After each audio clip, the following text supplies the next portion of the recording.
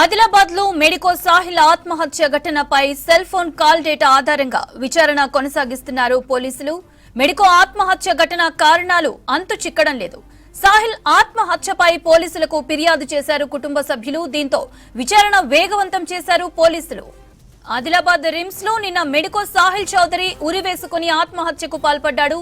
రాజస్థాన్ లోని జైపూర్ కి చెందిన సాహిల్ ఎంబీబీఎస్ 2వ సంవత్సరం చదువుతున్నాడు. ఇవాళ ఆదిలాబాద్ చేరుకున్న కుటుంబ సభ్యులు రిమ్స్ డైరెక్టర్ రాథోడ్ జైసింగ్ ని కలిసి కుమారుడి ఆత్మహత్య వివరాలను అడిగి తెలుసుకున్నారు.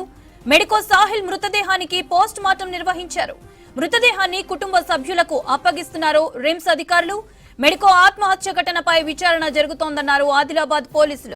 फर्स्ट ईयर में थोड़ी बहुत होती है, लेकिन अब वो तो सेकंड ईयर में था, तो रैगिंग वाला तो मेरे को लगता है। राज्य खुशी के समाचार पूछे, जैसे रोज की तरह पूछता, सहकुशलता के समाचार, बरसात के समाचार, स्वास्थ्य के समाचार, मैंने भी उसको फटाई के पूछे थे, सब नॉर्मल था। सब 10:20 ठीक था, अव्वल नंबर था।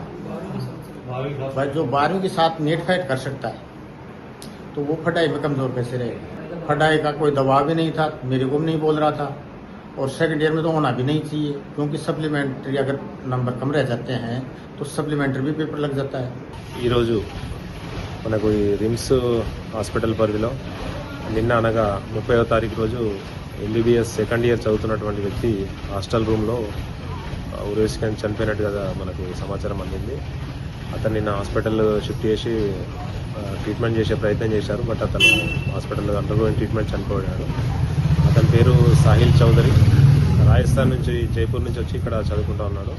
సో వాళ్ళ పేరెంట్స్కి నిన్న ఇంటిమేట్ చేయగా ఈరోజు వాళ్ళ పేరెంట్స్ వచ్చారు. వాళ్ళ ఫాదర్ కంప్లైంట్ పైన మనము అనుమానాస్పద మృతి కింద కేసు నమోదు చేసి దర్యాప్తు చేస్తా ఉన్నాము.